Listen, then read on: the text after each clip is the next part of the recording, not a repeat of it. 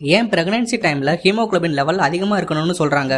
கர்ப்பமான 4வது மாசத்துல இருந்து ஏன் அயன் டேப்லெட்டும் கால்சியம் டேப்லெட்டும் ரெகுலரா எடுத்துக்க சொல்றாங்க? நிறைய பேருக்கு தெரியறது இல்ல எதுக்காக இதெல்லாம் சாப்பிடுறோம்னு. ஹீமோகுளோபின் எதுக்கு ரொம்பவே இம்பார்ட்டன்ட்னு தெரியுமா? நம்ம உடம்புல சில முக்கியமான வேலைகளை ஹீமோகுளோபினால மட்டும்தான் பண்ண முடியும்.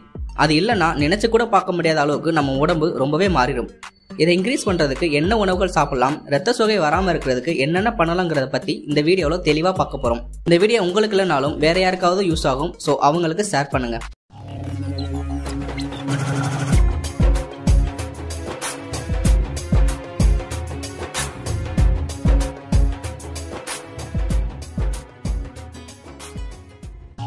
ஹீமோகுளோபின்னால அயன், புரோட்டீன் இது ரெண்டுமே சேர்ந்ததுதான் ஹீமோகுளோபின். இந்த ஹீமோகுளோபின் சில முக்கியமான ஃபங்க்ஷனை நம்ம உடம்புல பண்ணுது. நம்ம வாழக்கூடிய பிராணவாயு, அதாவது நம்ம உடம்புல இருக்கிற தசை, எலும்பு, உறுப்புகள், செல்கள் இப்படி ஒவ்வொன்றுக்கும் தனித்தனியா ஆக்சிஜனை எடுத்து போறதே இந்த ஹீமோகுளோபின் தான். நம்ம லங்ஸ் நம்ம உள்ள இருக்கக்கூடிய காற்றை சுத்தம் பண்ணி பிளட்டோட கலக்குது. இந்த ரெட் பிளட் செல்ல இருக்கக்கூடிய ஒரு ஹீமோகுளோபின் மாலிக் 3 ஆக்சிஜன் மாலிக்கா கேப்சர் பண்ணி இத எல்லா செல்களுக்கும் கொண்டு போய் சேர்க்குது. அது மட்டும் இல்லாம கார்பன் டை ஆக்சைடை கேப்சர் பண்ணி திரும்ப கொண்டு வந்து லங்ஸ் வழியா வெளியே தள்ளுறதுக்கும் இந்த ஹீமோகுளோபின் மிக முக்கிய காரணமா இருக்கு.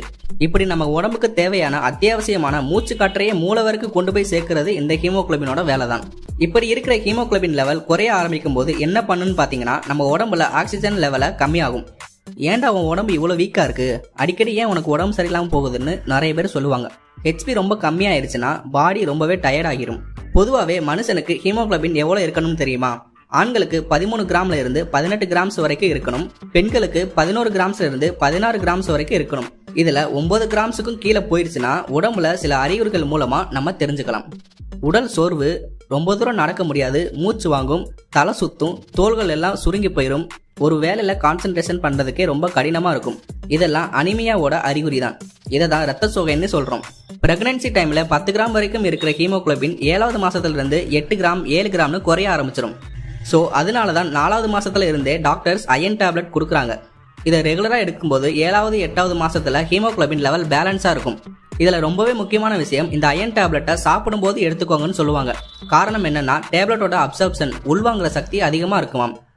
இப்படி டேப்லெட் மூலமாவும் ஹீமோகுளோபினை இன்க்ரீஸ் பண்ணலாம். அப்படி இல்லைன்னா சில உணவு முறைகள் மூலமா ஹெச்பி லெவலை அதிகமா வச்சுக்கலாம். அது என்னன்னு பார்க்க போறதுக்கு முன்னாடி நீங்க நம்ம சேனலை சப்ஸ்கிரைப் பண்ணனா மறக்காம சப்ஸ்கிரைப் பண்ணி வச்சுக்கோங்க. லைக் பட்டனையும் தட்டி விட்டுருங்க. நீங்க அசைவ பிரியரா இருந்தீங்கன்னா இறைச்சி அதிக அளவுல சேர்த்துக்கோங்க. குறிப்பா ஈரல், சிறுநீரகம், மூளை, இதயம் இதுலெல்லாம் விட்டமின் பி, காப்பர், செலினியம் இதெல்லாம் அதிகமா இருக்கு. இதுல போதுமான அளவு இரும்பு சத்து இருக்கு. குறைந்த அளவு நார் சத்து இருக்கு. இது அனிமியாவை குணப்படுத்தும். நான்வெஜ் சாப்பிடாதவங்க பீன்ஸ் வகைகளை அதிகமா சேர்த்துக்கலாம். பீன்ஸ் வகைகள்ல சோயா பீன்ஸ் மிக மிக அற்புதமான மருத்துவ குணம் நிறைஞ்சிருக்கு. குறிப்பா மெக்னீசியம், பொட்டாசியம் இதெல்லாம் அதிகமா இருக்கு. நம்ம உடம்புக்கு தேவையான இரும்பு சத்தையும் பீன்ஸ் வகைகள் தருது. இதை அடிக்கடி உணவுல சேர்த்துக்கணும். அசைவம் சேர்க்காதவங்க சைவ உணவுல முழுமையா பீன்ஸை சேர்த்துக்கலாம். உலர் பருப்பு வகைகள், பேரிச்சம்பழம், உலர் திராட்சை, வால்நட்ஸ், பாதாம் போன்ற பருப்புகள் நம்ம உடம்புல கால்சியம், இரும்பு, மெக்னீசியம் போன்ற சத்துக்களை அதிகமாவே தருது. இது உடல்ல இருக்கிற நோய் எதிர்ப்பு சக்தியையும் அதிகரிக்கும், அனிமியாவும் குறைக்கும், ஹீமோகுளோபின் லெவலையும் அதிகரிக்கும். தினமும் 4 பாதாம ஊற வச்சு தோலை உரிச்சிட்டு சாப்பிடலாம். வால்நட், உலர் திராட்சை, பேரிச்சம்பழம் இது எல்லாத்தையும் பொடியாக்கி பால்ல கலந்தும் குடிக்கலாம். இப்படி பண்றதுனால உங்களுக்கு வேகமாவே ரத்த சோகையை குறைக்கலாம். புரோக்கோலி, அனீமியா, ஹீமோகுளோபின் பிரச்சனை உள்ளவங்களுக்கு அடர்ந்த பச்சை நிற காய்கறிகள் நிறையவே சாப்பிடணும்.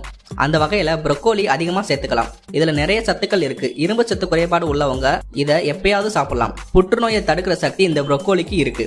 புரோக்கோலியை கிரேவியாகவோ இல்ல வேக வச்சோ சாப்பிடுறது ரொம்பவே நல்லது. எண்ணெயில பொரிச்சு சாப்பிட வேண்டாம். மீன், அசைவ விரும்பிகளுக்கு இறைச்சியை விட மீன் தான் ரொம்பவே சிறந்தது. ஒமேகா 3 ஃபேட்டி ஆசிட்ஸ் மீன்ல நிறையவே இருக்கு. சாலமன் மீன், மத்தி மீன் இதெல்லாம் அதிகமா சேர்த்துக்கணும். எண்ணெயில பொரிக்காம குழம்புல போட்ட மீன் நிறையவே சாப்பிட்டுக்கலாம். சோ வீடியோவோட கடைசிக்கு வந்துட்டோம். இந்த வீடியோ பிடிச்சிருந்தா லைக் பண்ணுங்க. உங்க கருத்துக்கள் ஏதாவது இருந்தா கமெண்ட்ல சொல்லுங்க. மீண்டும் அடுத்த வீடியோவில் சந்திப்போம். பாய். மறக்காம நம்ம சேனலை சப்ஸ்கிரைப் பண்ணி வச்சுக்கோங்க.